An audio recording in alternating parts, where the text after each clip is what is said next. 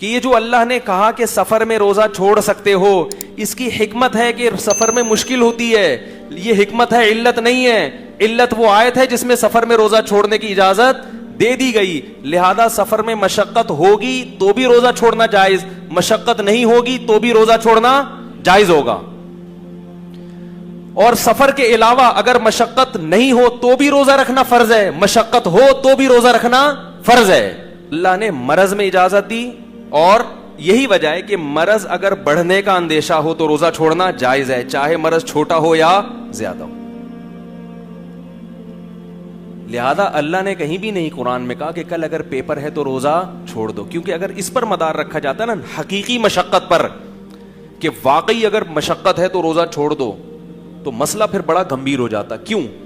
اس لیے کہ میں یہ کہتا کہ گرمیوں میں مجھے کیا ہوتی ہے، تکلیف ہوتی ہے. ایک آدمی کے لیے کل پیپر کی وجہ سے روزہ چھوڑا جا سکتا ہے، تو میرا پیپر نہیں بھی ہے، مجھے جون کا روزہ ویسے ہی سمجھ میں نہیں آتا میرے.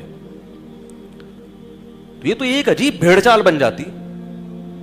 وہ رکھ رہا ہے، وہ نہیں رکھ رہا، وہ کہہ رہا ہے مجھے تکلیف ہے، وہ کہہ رہا ہے تکلیف نہیں ہے، وہ کہہ رہا ہے تکلیف نہیں ہے، تو پھر روزہ کا ثواب کیا ہے؟ تو روزہ کو تو نام ہی مشقت کا ہے. کیا خیال ہے؟ تو اس لیے یہ جو نئے نئے حضرات آ رہے ہیں نا، پروفیسر حضرات، ان سے دین مت سیکھو میرے بھائی، دین علماء سے سیکھو جو صدیوں سے مدارس میں پڑھتے پڑھاتے آ رہے ہیں. اگر ان میں غلط ہے تو صحیح بھی انہی میں پیدا ہوں گے. اسی وجہ سے تمام فقہا کا اجماع ہے کہ کیسی ہی شدید مشقت ہو، اگر سفر نہیں ہے اور مرض نہیں ہے تو آپ کو روزہ رکھنا پڑے گا. یہاں تک کہ کوئلے کی کان میں کام کرنے والا مزدور جو 1 منٹ پیاس پانی کے بغیر گزارا نہیں کر سکتا، اس کو بھی روزہ رکھنا پڑے گا. نہیں آ رہی بات؟ گرمیوں میں گڑھا کھودنے والا مزدور، اس کو بھی روزہ رکھنا پڑے گا، کیونکہ مشقت ہوگی. مشقت کی وجہ سے اللہ نے روزہ چھوڑنے کی اجازت نہیں دی. روزہ تو نام ہی مشقت کا ہے. سمجھ میں نہیں آ رہی بات؟ مشقت کی وجہ سے اجازت دی. مشقت تو اسی میں ہوتی ہے نا. ہر آدمی کو ایئر کنڈیشن لائف تھوڑی ملتی ہے.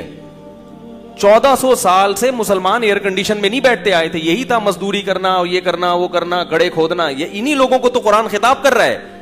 یہ تو ہمیں ایک سہولت مل گئی، ایئر کنڈیشن روم اور اے سی آفس ہے اور کمپیوٹر پہ بیٹھے ہوئے ہیں.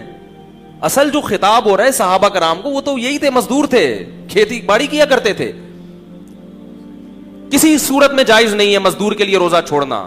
سوال پیدا ہوتا ہے کہ کوئلے کی کان میں کام کرنے والا رکھے گا کیسے؟ وہ تو 1 سیکنڈ بھی پانی کے بغیر گزارا، بولو نا بھائی، نہیں، وہ تو مر جائے گا. تو ہم کہتے ہیں جب مرنے لگے تو توڑ دے، کیونکہ اللہ نے سب سے پہلے کس کو ترجیح دی ہے؟ اس پہ قرآن و سنت ہے کہ سب سے پہلے کیا ہے؟ زندگی. مرض میں بھی اجازت اور موت سے بچنے کے لیے بھی اجازت. لہذا بیمار ہونے کا خطرہ ہو شدید، تو جب وہ خطرہ پیدا ہوگا اس وقت توڑے گا. توڑنا اس کے لیے جائز ہوگا، چھوڑنا جائز.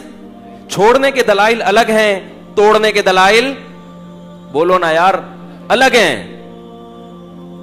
اس لیے علماء کہتے ہیں 30 دن کسی نے ریگستان میں روزہ رکھا یا کوئلے کی کان میں، 30 کے 30 دن روزہ رکھ کے توڑے گا، انشاءاللہ گناہگار نہیں ہوگا. کفارہ بعد میں قضا کر لے، چھوڑے گا تو گناہگار ہوگا. کیونکہ قرآن کی آیت ہے فمن شہید منکم الشہر فلیصم، جو بھی رمضان کا مہینہ پائے روزہ رکھے، سوائے 2 کے، مریض اور مسافر. کوئلے کی کان میں کام کرنے والا اس من کے مفہوم میں داخل ہے، جو بھی کے مفہوم میں داخل ہے. لہذا وہ بھی روزہ رکھے گا، پھر عذر کی وجہ سے توڑے گا.